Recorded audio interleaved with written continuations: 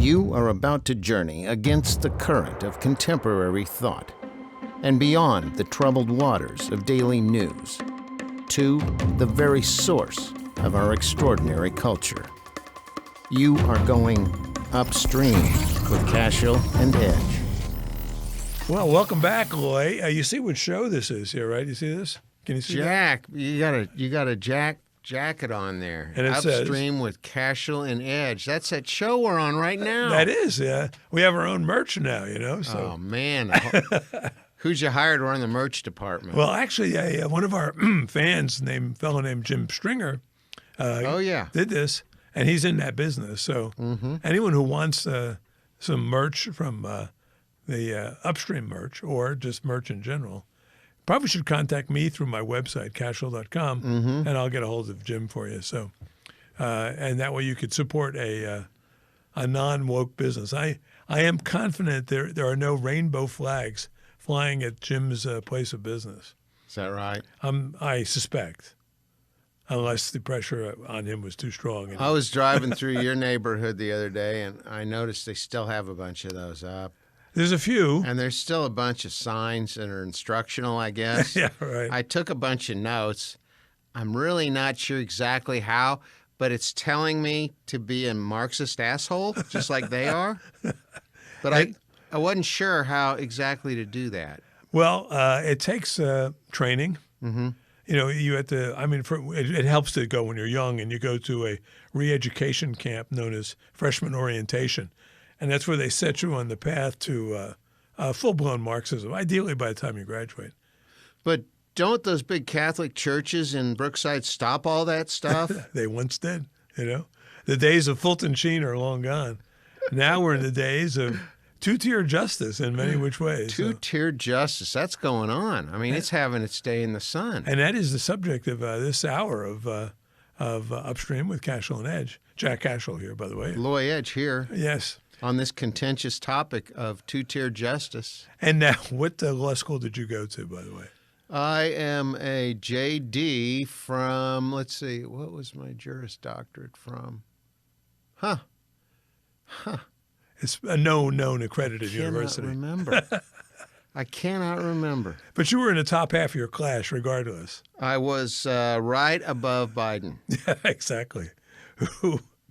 No, he was the top of the class. Well, he was in one retelling, and then they did a little math on it. It turned out he was in like the bottom 10%. And this is Syracuse University, which is not necessarily known for its great legal minds. That's a parallel academic system is all that is. Yeah, that's right. Biden had straight A's. Yeah, in his mind. Yeah. I went to HKU, you know what that is, of course, Hard Knock University. Got my law degree, my JD, and I'm ready to practice law.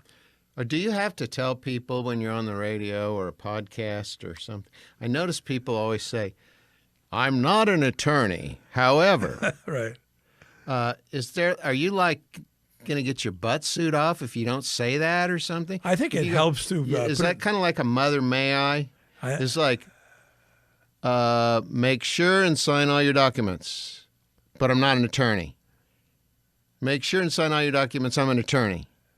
Okay. Well, that's our disclaimer. We've already put it out. Neither you nor I are officially or operating in official capacity here as attorneys of law. Is that right? Are we financial advisors? If someone's following my financial advice, I am the most boring investor in the history of investment. I just park my money at a place. I say, do something conservative with it. And then I have this little 0.5% insurance policy so that I never can lose it unless the whole company goes bust. And then at the end of the year, they give me a statement, and that's it. That's what I have, you know. That works really well as long as they keep this republic, madam, if you can keep it. The fiat currency afloat. But what it does save me, it's like there are a couple things you do in life that you do simply for security. Well, what would that be? Well, one is to own a gun, right? Oh, yeah. You don't own a gun expecting to use it. You just own a gun in the security, in the knowledge that if you do need one, you're going to be approaching a bandit with something other in your hand than the proverbial dick. You'll be approaching with a weapon in your hand, presumably, so you can offset any advantage they have.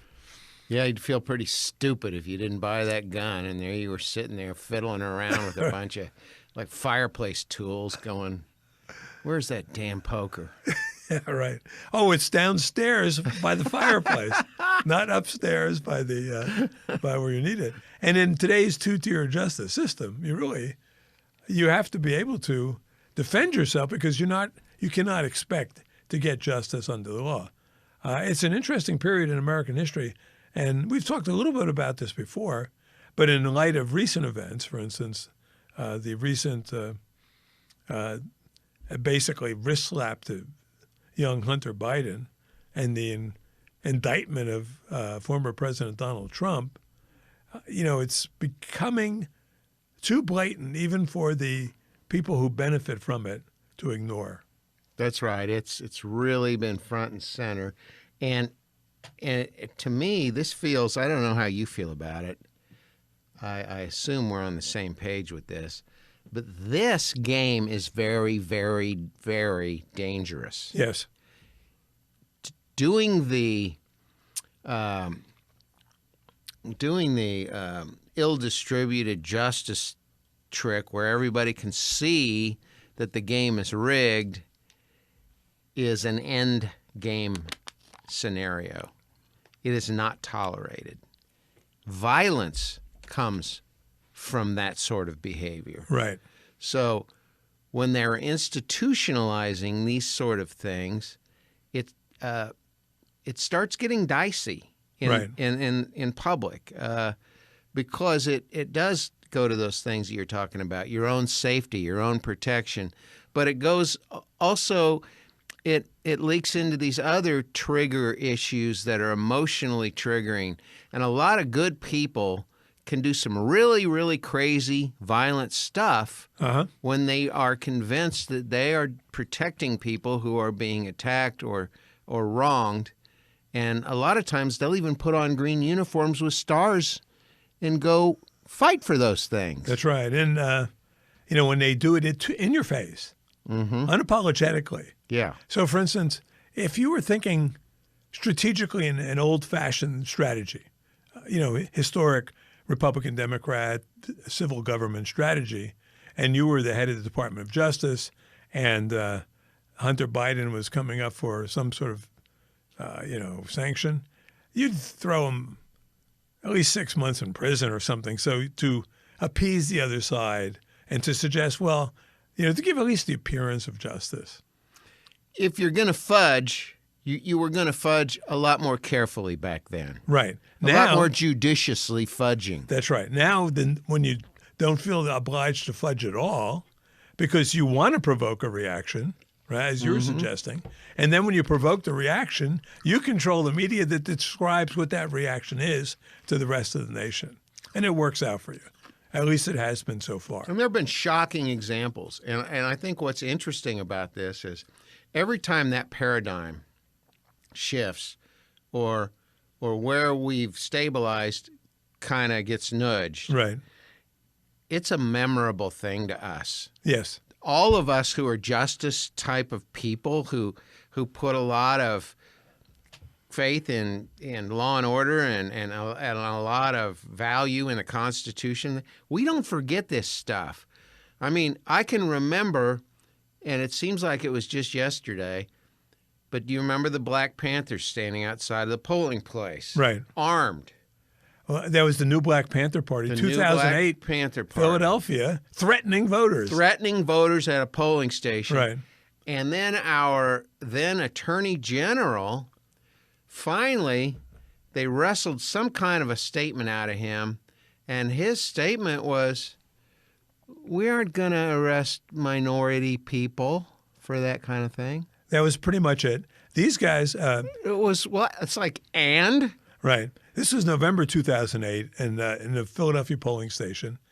And they were, just like we were talking about earlier, they're in your face with this. Yeah. They're saying they're daring the judicial system to do something. And one of the guys on the scene was an old school civil rights activist, white guy. He had been worked for Kennedy's Justice Department. I forget his name right now, but he said he had never seen such a blatant act of voter intimidation. And so the outgoing Bush administration prepared an indictment against the party, right? And then when they were called into court, the New Black Panthers didn't show up. So they were conceding, right?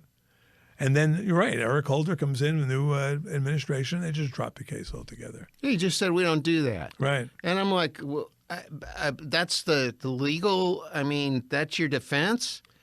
That's all it has to be, partner.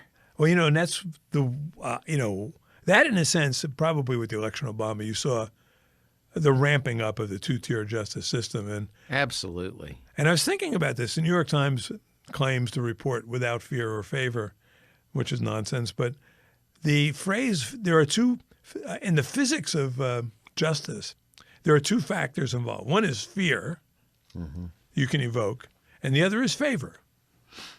And sometimes they conflict.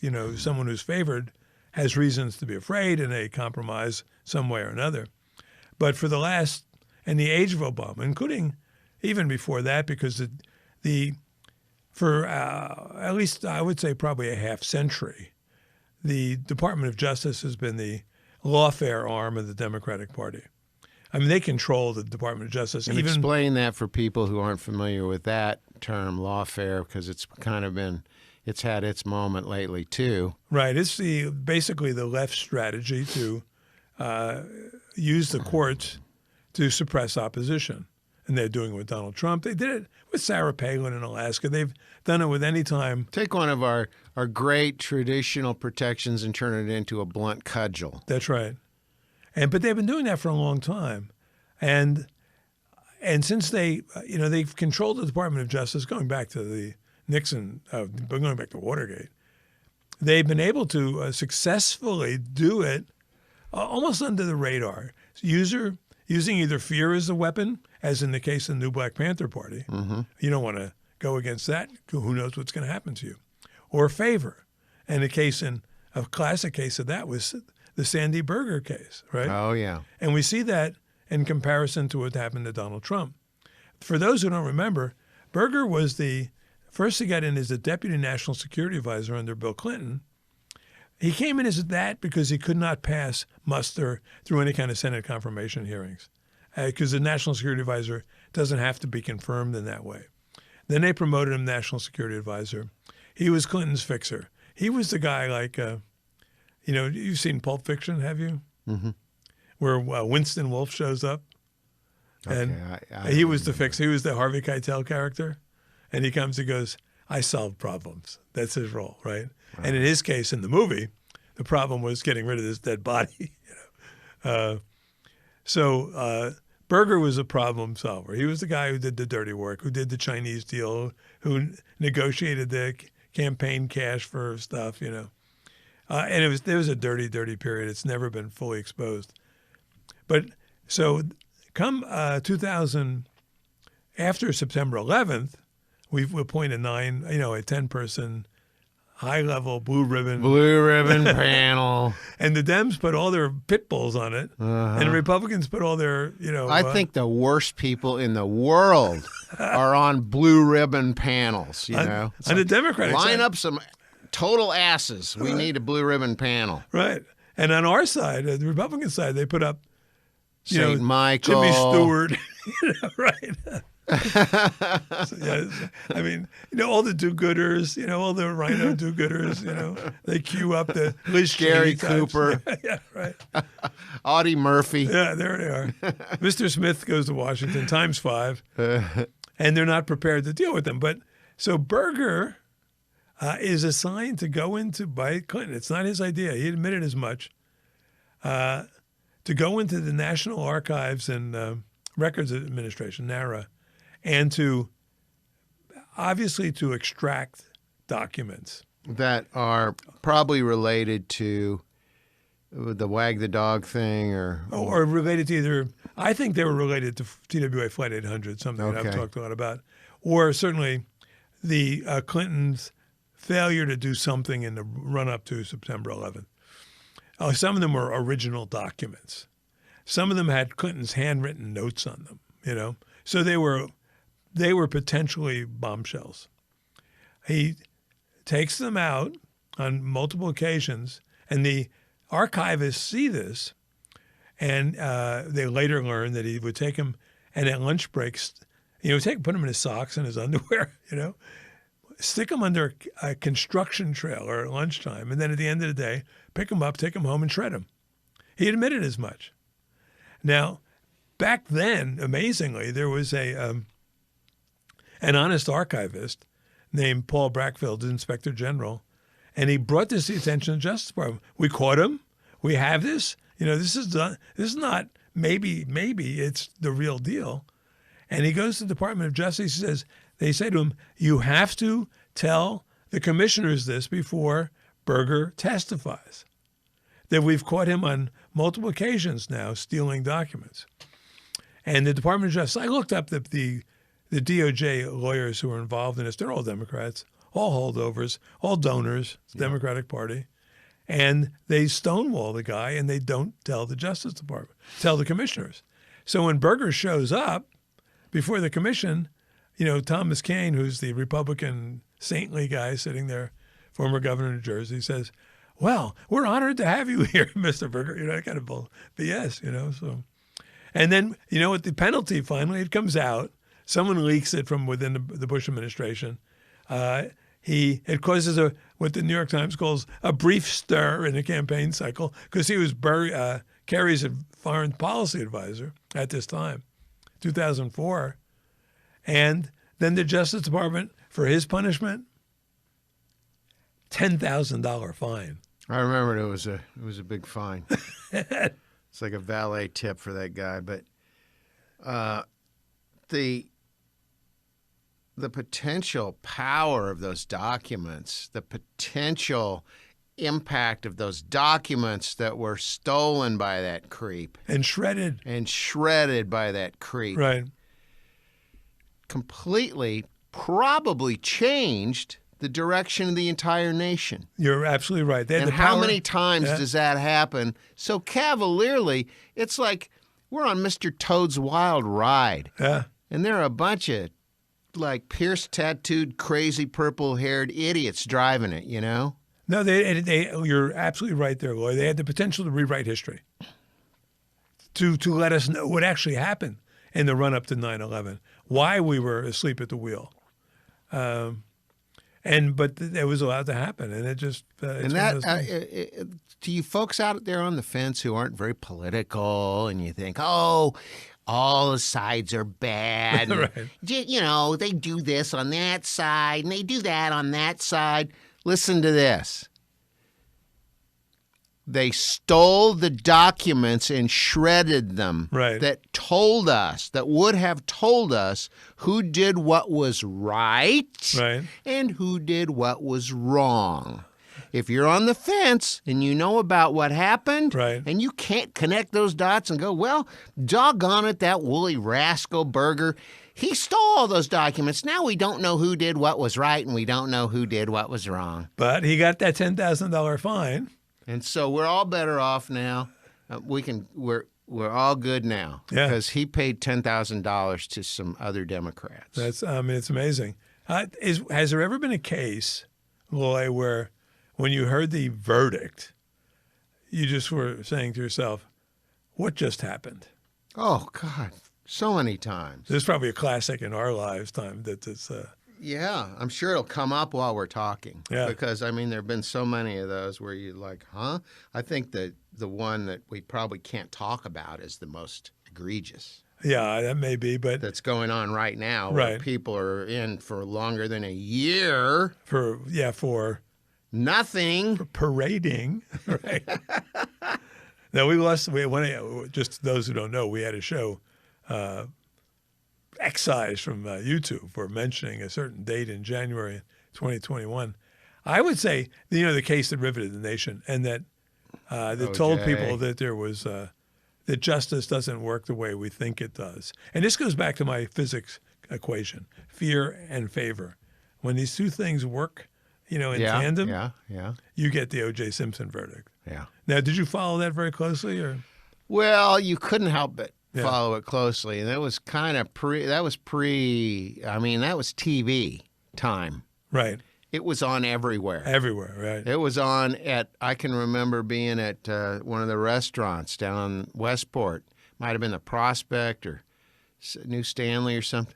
TV on, and they'd taken it out and put it on the bar and had the O.J. trial during lunch. Right. Everybody was watching this thing. Well, gosh, and most of the people of over 50 could tell you, or 40, where they were during A, when the verdict came in, and B, where they were during the Bronco chase on the The Bronco chase was, come on, that was so uniquely American. Yeah. If you want to.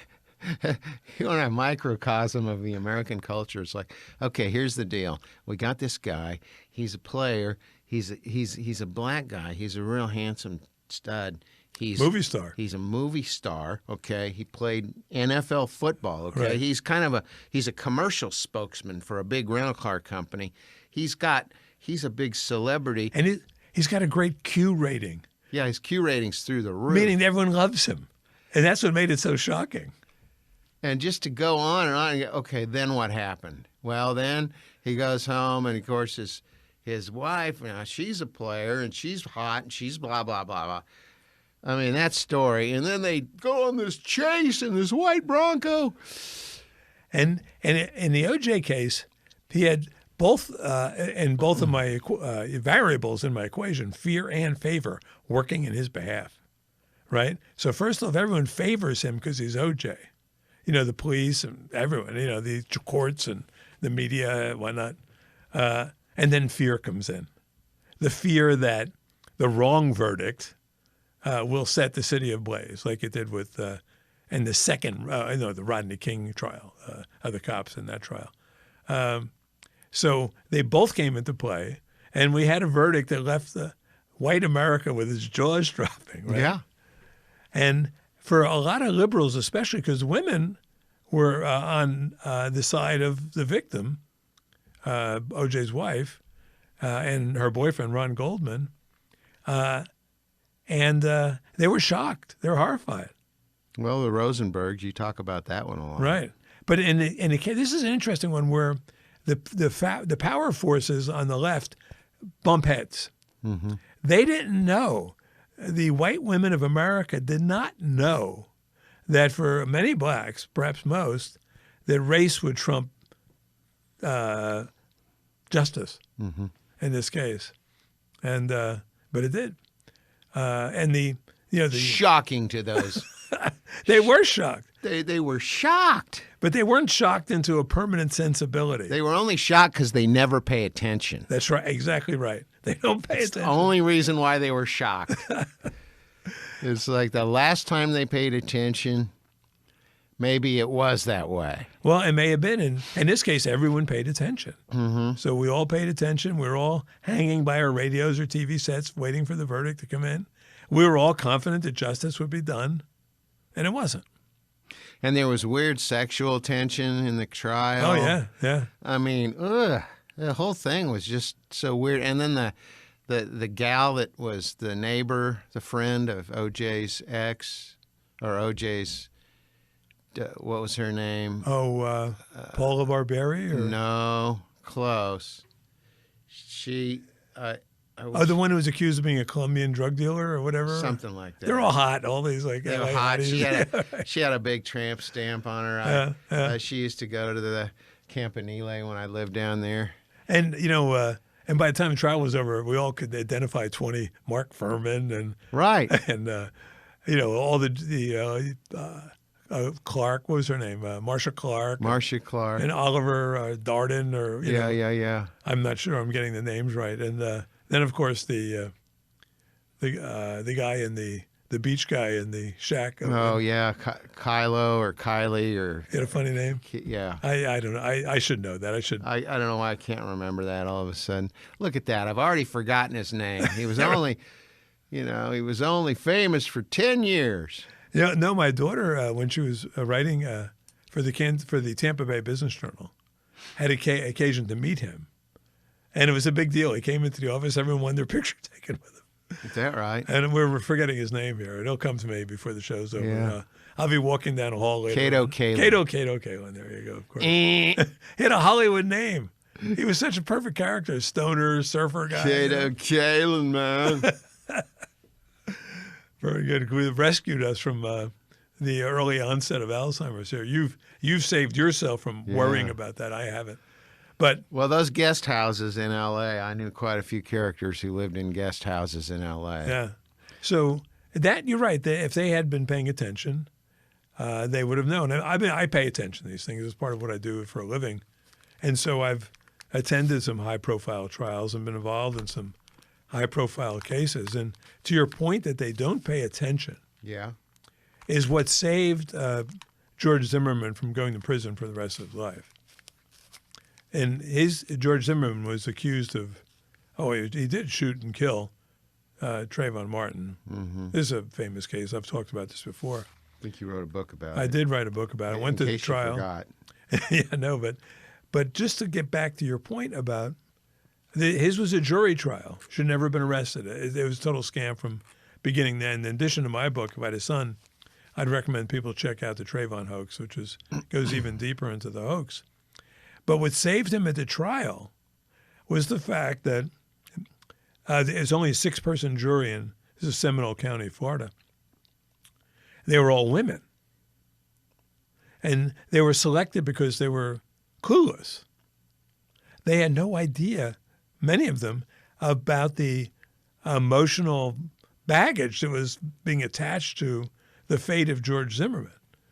And on the all-white jury, as the media described them, there was one black woman.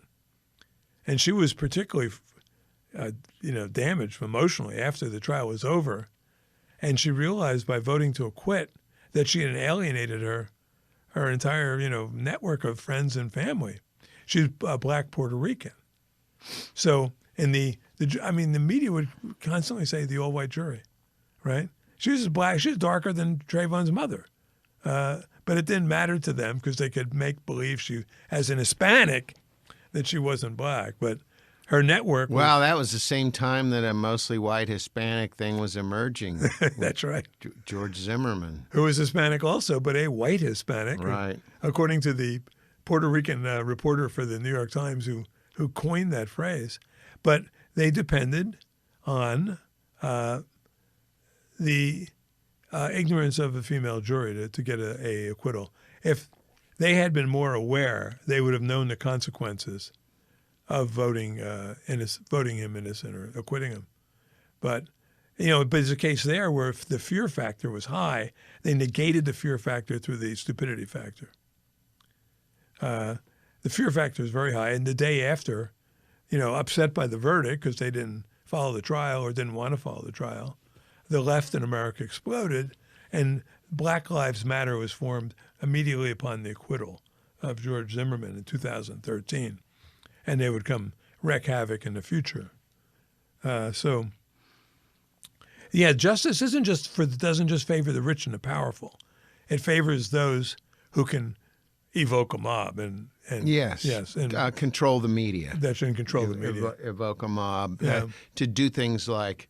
I can remember I was sitting again in some bar, and I looked up at the TV. You in a bar? And there were these NBA basketball players, or I think they were NBA players, coming out doing the hands up, don't shoot, very dramatically. Right. That's right. And I thought, how weird that they're not watching the same actual news that I'm watching that.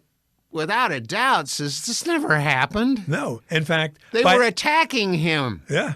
The guy was attacking this cop. And right. That was Ferguson. And, and this, once again, fear came into play there. Thank God there's a half a dozen brave black eyewitnesses who told the prosecutor there, another guy, honest Democrat, his name is McCullough, I forget his first name, St. Louis County prosecutor, who actually did a fair job, and the grand jury wouldn't bring an indictment against Darren Wilson. And by the time these guys are running out in the field, hands up, don't shoot, everyone who was paying any attention knew that it was a fraud, knew that that thing had been manufactured on the scene by an activist trying to gin up a mob, and that's what he did. And then, let's get stupider, we come to 2020, right? And they paint these, Black Lives Matter murals, right?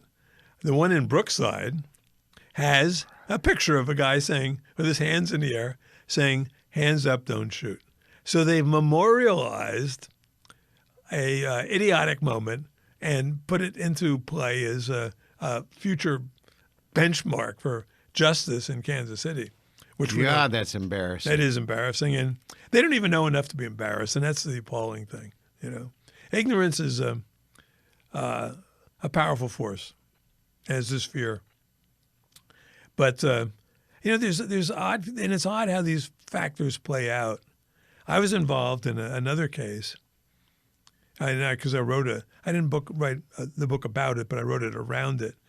When I was writing my book on California about 2005, I was looking for a case that typified California justice or injustice. And I could find none that did it better than the case of a fellow named Stephen Nary, who was at the time of the incident an 18-year-old sailor on leave in San Francisco.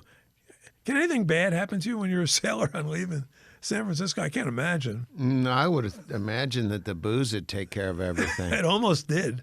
But he didn't quite pass out. Had he passed out, his life would have been a whole lot more. He could have been God's own drunk, and they would have left him alone. That's right. Instead, he was totally drunk, gets hit on by a guy who tells him, "Hey, we're having a party. I got some babes. You want to come?" Right? To San Francisco. He's at a co-ed dance club. He's 18 years old. He goes, "Yeah, sure," and he needs a ride back to the base in Oakland, Alameda, wherever.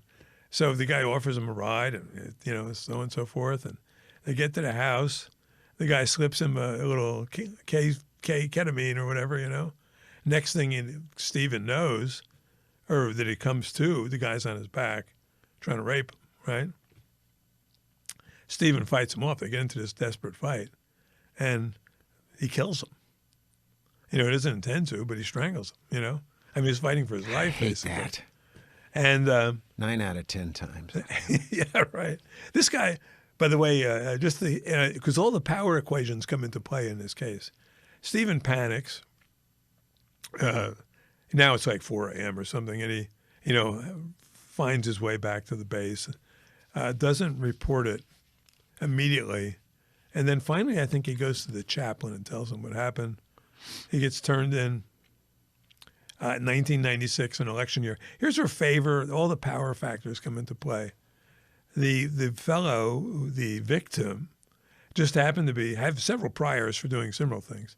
But he also happened to be not only gay in San Francisco, but the publisher of the leading Hispanic newspaper, right? And an illegal immigrant, but who cares about that? So all of these factors are lined up against a poor white 18-year-old from the, in California hinterland who's got no resources whatsoever. Serviceman, too. Yeah, serviceman.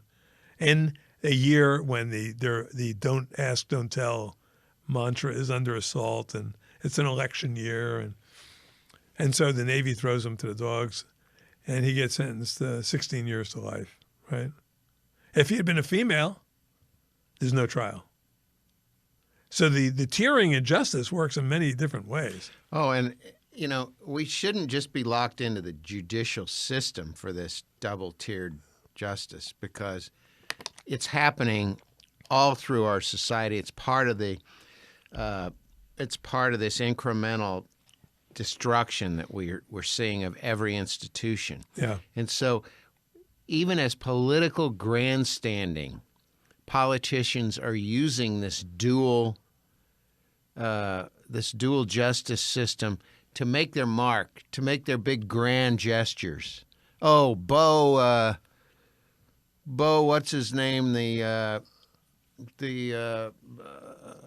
Benedict Arnold that we traded for valuable targets, for valuable people that we had war captors that Yeah. Obama. Oh, right. I know who you're talking about. Yeah. There's a right. guy, what was his name? Bo something. But he was a deserter and a snake in the grass. And the big deal was, that whole, and we're sitting here going, wait a minute, that's like trading Brittany Griner for a major arms dealer. Brittany Griner for the Sheik of Death or whatever his name is.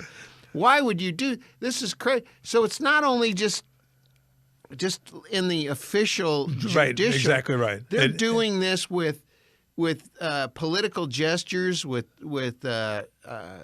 all kinds of these last minute swaps and just. And also it goes down to whom you can criticize and whom you can't. Yes. So you can do like a French imitation if you wanted to, but you can't do a Spanish one, without getting censored, And isn't it funny how they're both just European languages? Right, and they're adjoining countries. They're everyone's adjoining white. countries, and they're all white. And yet the treatment that they get is so different. Right. There I was, and when I was hanging out with, of course, our French friends, and guess who came in? Yeah. Although Pepe Le Pew, of course, has been censored for other reasons, being the Harvey Weinstein of the cartoon world. But, just a quick note on the finals of what happened to Stephen Pepe Le Pew. Stephen Nary, the fellow who goes to prison. I picked up his case when he had been in prison by then for about 9 or 10 years, model prisoner. Plus, he's a big guy. He's 6'5", and in prison he turned from a skinny little white kid into a guy you would not want to mess with. He was also a championship basketball player, so he got a lot of respect. People left him alone. Got his AA, his associate's degree, did everything right. Not a mark on his record. And a community, after reading the book, like a community followers came up to support him. He had adopted, he became a serious Christian, et cetera. And then he comes up for parole the first time. And it should have been a slam dunk case. Except San Francisco sends a prosecutor 200 miles down to Coalinga, California, to retry the case, which we're not supposed to do in the parole hearing. And they send him back, deny it. Second time around, my little community got together and hired the best parole lawyer in California. And we got him off after 16, 18 years in prison. And then he's had a miraculous recovery in terms of, it's just an astonishingly powerful, good story of what's happened to him since. But I can't tell it. I can't, it should be a movie, right? Mm-hmm. I won't go into the details of his life. Let's just say it turned out just beautifully. For him, he can't believe it. But I can't tell it because of how he ends up in prison, right? I mean, the early injustice taints everything that's going to come forward. No one would touch that story, right? Yep. That's weird. And how that's that that's where that two-tierness, as you're right, you're saying it pervades the whole society. It goes into everything we do. They know it. That's part of the weaponry. That's part of the weaponization of it. So you think of all the movies we haven't seen. All the documentaries we're not allowed to see because they show an outcome that is not favorable to the people who want to control us. Mm-hmm.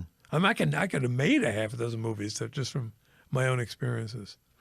There's one thing I want to write an injustice here. Yeah. Because you disparaged Pepe Le Pew. Okay. For his Weinstein-like behavior. Right. But really, there was someone worse, and he can't be imitated either. In fact, he's had his card pulled, and that is Speedy Gonzalez. Yeah. And the reason I say that, I have this quote right here. Speedy Gonzalez knows everybody, sister. So there you have it. Right from Warner Brothers. That Speedy Gonzalez, that's your guy that caused the problem with the chicks. Yeah, I think so. Was he worse than Pepe Le Pew? Oh, yeah. Everybody's sister? Come on. Pepe Le Pew, he would see this woman and follow her around. Oh, my darling, my little pigeon. Okay, well, so maybe he went a little bit overboard. Speedy Gonzalez knows everybody's sister. Right. Well, Pepe was a stalker, which was, something of an issue. Stalking used to be okay. Yeah, used to be kind of romantic. Well, in Hollywood, it was, mild compared to what went on in, like Louis B. Mayer's office or what's his face, Cohn of Columbia Pictures, who was like apparently the worst of them all. So Speedy has been relegated to the. He's hanging out with the Frito Bandito. Right. He's out. And I one time I was in Venice Beach. There was a big picnic table full of Mexicans. Right. Mostly guys hanging out, a couple of girls. And I was sitting down having a beer. I took my little piece of the picnic table, and we started talking about Speedy Gonzalez. I did a little impersonation. They love that. And yeah, they sure. said, can you do the Frito Bandito? I said, I could sing the whole damn song. Let's hear it. And so pretty soon, everybody at the table is singing, ay, ay, ay, ay, I am the Frito Bandito. Right. I love Fritos corn chips. I love them. I do, I'll get them from you. Right. Okay, so they're all having a ball. Right. They all know the lyrics. Yeah. They say, we love that character. Right. I mean, and these were Mexicans. Yeah. These weren't like people of Mexican heritage. Right, These right. were like people of Mexico as of about 8 years prior. Right. Right. Saying how they love that character. Yeah. Did it make you mad? Hell no. Right. Well, let alone what's his name? Who's the actor? Jose Jimenez. Or the character. I'm Jose Jimenez. Dana. My name is Jose Richard Dana. Jimenez. Yeah, right. Richard Dana. Richard Dana. He's gone. And yet Boris and Natasha live on, right? That's right. And Well, I mean, you can imitate Boris and Natasha all day long. it's very popular to bag on Russia. Yeah, right. It's even almost mandatory. It is. Unless, How do you make China look great without bagging on Russia? Well, you can't do a Chinese imitation. You can do a Russian imitation without a Chinese imitation. They had this thing called it was called Funny Face fruit drinks. Yeah. When I was a right. kid. Yeah. A couple things would come out and try to attack that big Kool-Aid pitcher. Kool-Aid owned a market of sugary water. Right. And they had a dancing pitcher and all that. Well, they'd come out with stuff like fizzies that were like Alka-Seltzer. Sure, right. Tasted terrible. I can imagine. But it was really fun to Yeah. and then get it on your tongue. It was cool. And then they had Funny Face. And one of the flavors on Funny Face was Chinese cherry. and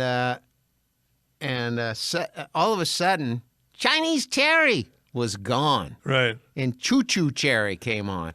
Woo, woo. So they eliminated two of their characters. Right. Because it was right at the time when all these sensitivity to these things was the first awakening of the first arrival of the woke culture. Right. Was coming down on those things. Now, we've all seen the old racial stereotype products of the, like the oven cleaner and all these things that would be like real old school black, Sure. just derogatory Uncle things. Ben's rice. Uncle Ben, Aunt just Jemima. things that nobody really paid attention to. Right. Thought, well, that was old stuff. Right. But then there were newer ones that they were coming down on, going, you gotta, Yeah. Yeah. and they were dancing this dual deal, like they were coming out with Eve cigarettes and Virginia Slims. You got your own cigarette now, baby. Hey, Eve, they got cool looking print colors on them. Right. And all these things, and then all of a sudden they kind of hit that wall at the same time, going, well, maybe that's not that cool. Yeah. No, you're right, because they're, the problem in their world is they're always in flux. They don't know what they're supposed to believe tomorrow. So it's difficult to plan ahead if you're a marketing person. So you say the Bud Light deal's. We don't need example. the fratties. Well, we'll go for the trannies. Right. Well, it didn't work out so well. One last story. We got to wrap up here, but James O'Keefe, when he started out, now he's with his own group, O'Keefe Media Group, but Project Veritas. OMG. And this video's on YouTube. I recommend anyone watch it. It is hysterical. He punked this whole system when he was at Rutgers. It's sort of a Linsky-eyed move. He wanted them to live up to their own codes of speech codes. So he formed this little group of like fake Irishmen. Oh, he's Irish by descent. I mean, so it's not totally fake. But they were all like wearing hats and little caps, and they meet with the dean of something or another, and they do this with such a total straight face. It's hysterical. This is the Lucky Charms deal. Lucky Charms. So damn funny. And they said, you see this, does he look like, he's a stereotypical, do we look like green-clad gnomes? No, we don't. We're offended by this. And so she was forced to do one of two things. Either, laugh it off, which she should have done, or take Lucky Charms out of the breakfast menu. And they removed Lucky Charms because she had to live up to the code they set for these other groups. So that was a great prank. It is. I was one of every time I see it, I laugh out loud, and I've seen it a bunch of times. So, why go? I laugh out loud at that one, and I laugh out loud at the one with the very tragic plane crash, the Asian plane crash, where somebody submitted the fake names and actually got some poor gal to read them on a national newscast. A terrible prank, but you remember the prank? I remember that. Yeah. And the crew has been identified as Holy Fook, Something Wong, We Too Low, and Ding Bang Ow. And I can't help it. I can watch that over and over. I mean, I could be like one of those experiments with the, every time he watches it, we give him a little pellet, I mean, I'd be there all day like, it works. I mean, there is a place in this world for dark humor, and sometimes even it happens at the expense of some people. And sometimes we import that right into our Upstream with Cashel and Edge. And we'll see you next week, folks. With some more dark humor. Dark humor every time.